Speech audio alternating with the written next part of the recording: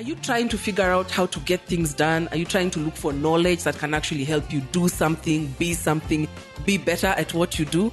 Hi, I'm Joyce Mbaya, founder of ZD, where we provide affordable online courses for Africa.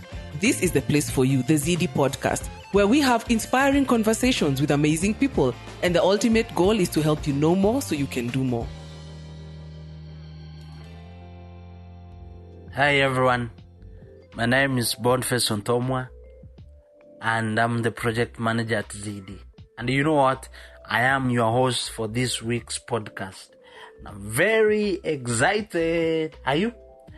And I want to talk about how to develop a winning mindset in the midst of this pandemic. COVID, has messed up many people's lives, and it's very easy to be discouraged when you look around and see what is happening. You saw on the news what's happening with India and the stress and the suffering that people are going through. It's very tough, but we are human beings and we can overcome any situation. Now, when a crisis hits, the normal human response is usually fear. The fight or flight mechanism. That is how we respond. When we face a challenge, a big challenge, we first fear. That is how we respond, and it's because, of course, the wrong conditioning from the negativity that is around us. It's actually easier to fear than to believe. Very easy to fear than to believe. The unfortunate thing, though, when we fear, we are working against ourselves. Now imagine worrying, thinking that I'm trying to find the solution, yet I'm paralyzing myself from getting the solution. That is what fear does, and worry. It lies to us that we are trying to find the solution, yet we know we are paralyzing ourselves and blocking ourselves from any solution that we might receive. So, if we get time, we'll talk about the stress effects on the brain. Now, the amazing thing though about our brain is every time we learn a new thing, it changes. What we call neuroplasticity. So we can rewire our brains to respond differently. Instead of it being fearful, we can choose to respond differently to this pandemic by learning a new system, getting new knowledge. And it has been said that a crisis is, your response to a crisis is more important than the crisis itself. Can you imagine that? That how you respond to any crisis is more important than what happened. That 10% is what happens to you, but 90% is how you respond to whatever happened to you. Wow, that is pretty huge. So COVID-19 caused chaos for many businesses. Many businesses were shut down. You saw on the television people crying. Many people lost jobs. Some went to their shags. And so being fearful is absolutely understandable. But we don't have to be. The question then comes is, how can I not be fearful while my whole world is crumbling? That's a good question. But you should only be fearful if you believe that the outside world influences the direction of your life. Wow.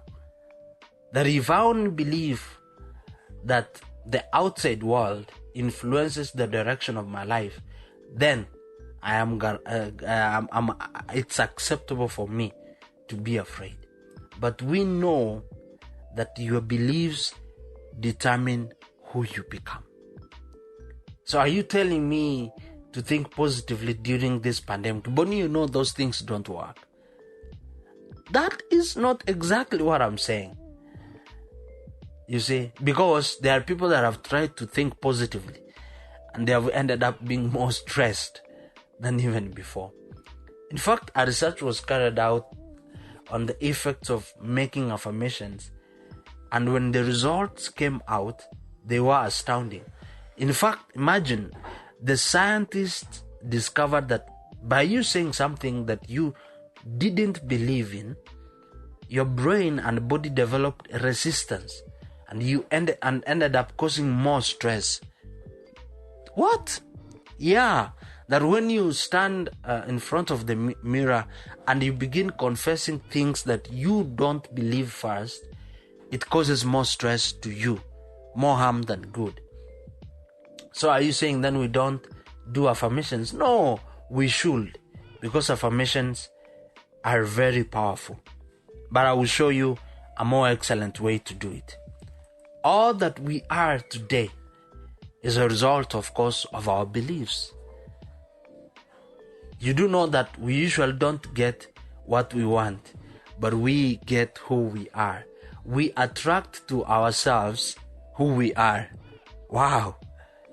And this can be hard and painful. This is a hard and painful truth, that I attract to myself who I am, not what I think I want. But this can also be liberating, knowing that you have control over your life. That whether there is COVID or no COVID, you can attract to yourself who you are. And this is why we are called human beings and not human doings. You see, we think, let me do this, let me do this, let me do this, so that I will attract this and this. But rather, when you become, then that is when you attract whatever you want. So our focus then should be on becoming rather than possessing. Because the more you become, the more you possess. But we try to do it the other way around. If I possess this and this, then I become. If I get A, B, C, D, then I will be happy. But being happy will cause us then to possess whatever we are chasing after. So this is why the quote that is usually used, they say your attitude determines your altitude. Meaning your inward predisposition will determine your outward position. Maneno ngumu ngumu. Your inner state, how you are inward, will determine your estate. Philosophy here. Philosophy Boni. Meaning that you attract things to your life according to your predisposition. Wow. So you can then see hope even in a dark situation, because you can attract things to your life according to your predisposition, not according to the outward surrounding. Human beings are creators. We can create. Your imaginative ability, your ability to imagine, is your creative power. That is your creative power. That is your power to create. It's only us, of all the animals, it's on the human race that has the power to determine their direction and path, and then can create it. This is why Ralph Waldo Emerson said that you do not go where the path may lead. Go instead where there is no path and leave a trail. And he was absolutely right. You can create new paths. So COVID may have shut the path that you knew, but you know what? You can create a new path because you are a creator. So then how does the process of believing happen? Do you just wake up one day and say, yes, I believe? No, it does not work like that. So Bonnie, then tell us. Yeah, of course, I'm telling you. So this will require, of course, your cooperation from both your head and your heart. Yeah, man, you have to use your heart. Yeah. You have heard it being said that as a man thinketh, so is he. I know you know that. Even there's a guy that wrote a book on that. And that is absolutely correct. But why is it that there are things that I have thought about but haven't come to pass? Question mark. That is a good question. And this is why even people fight positive thinking. They say that thing don't work. Here's an answer to that. it actually does not mean that whatever you think in your head. No, it's talking about thinking in your heart. What do you mean to think in the heart? Philosophy Boni. I will show you. Your heart is more powerful than your head brain. Let me give you an example, a scenario. Have you ever watched a scary movie? The question is, why did you get scared? You knew that it was fiction. You knew that this thing is fake. It's Hollywood production. It's fake. It's not real. That guy that appears mysteriously behind the mirror, you don't want to use now washroom mirrors or even the mirrors in your house, because that guy might appear just behind you. You know that thing is fake. But why did you get scared?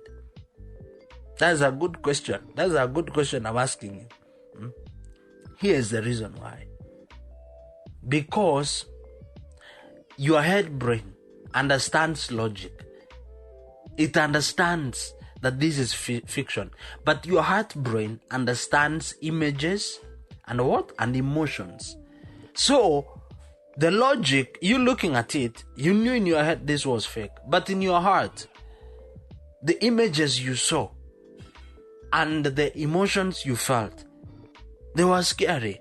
Because that is what was coming from the movie. And the heart is influenced by emotions and images. And guess who won? It's the heart. The heart always wins. It's also the same thing about falling in love. You can in your head brain know that this guy or girl is trouble, is fire. But boy, oh boy, your heart, the emotions it feels, and the pictures you have sitting together on a beach as you watch the sunset, those emotions and images are what will carry what? The day. Every person will tell you to leave that guy or girl. But you know what? You will tell them, you don't know how I know him or her. It's a special person. Even someone made a joke and said that when you are dating, your head brain gets closed and your heart gets wide open. So you only see the good stuff. But when you get married, then your heart closes and your head brain now opens and you see the real person. It's true, very accurate. So I said this all to quote, trying to explain this quote, as a man thinketh, so is he. This is true, but you can see it's talking about the heart brain and not the head brain. So I might be saying that I want to generate $100 million, but for my business. But I'm only thinking about it in the head level. That might actually never happen, because if the beliefs of my heart don't align with that intention, I will find that I'm fighting myself. And you know who wins? The heart. And this is where the disconnection happens, even with people, when they talk about positive thinking doesn't work, that you can't just think positively and then expect anything to happen. Actually, what happens, if you can develop a belief in your heart will then propel you to take what we call aligned massive action. What you don't want to do is to take massive action in the wrong direction. You don't want to take massive action in the wrong direction. That will be costly. If you are in business, you know that will be costly. So you want to take aligned action, massive action, that then will produce and attract what you believed in your heart. So it's actually very important for us to develop the belief first, and that belief will propel you. It's automatic. It's how we were created. It's how human beings function. Once the belief is stored in your heart, it propels you, and then you take the aligned massive action. Yeah. And we know that it is impossible for the human brain to think of an impossible thought. So then, in the midst of this pandemic, You can pick that goal for your business or even for your personal life. And you know what? Then choose the intention. That is the end goal. And the strange thing about the heart is it functions from the end towards the beginning. So once you accomplish that goal, of course you're going to feel something. So the emotions that you'll feel once you accomplish the goal is what you need to store in your heart. So when you think about the goal, feel the emotion. And then that will cause your heart to develop a belief. And once a belief is developed, then it will propel you to take the massive aligned action that you need to take. That will cause us then to be victorious and still crush it even in this season of a pandemic. So you can see, we can actually choose to not be controlled by our environment, but rather control the environment by our inward predisposition. So I hope that was helpful. I've been your host, Boniface Ontomwa. So till next time, keep crushing it. This week's episode has come to an end, but the fun doesn't have to stop here.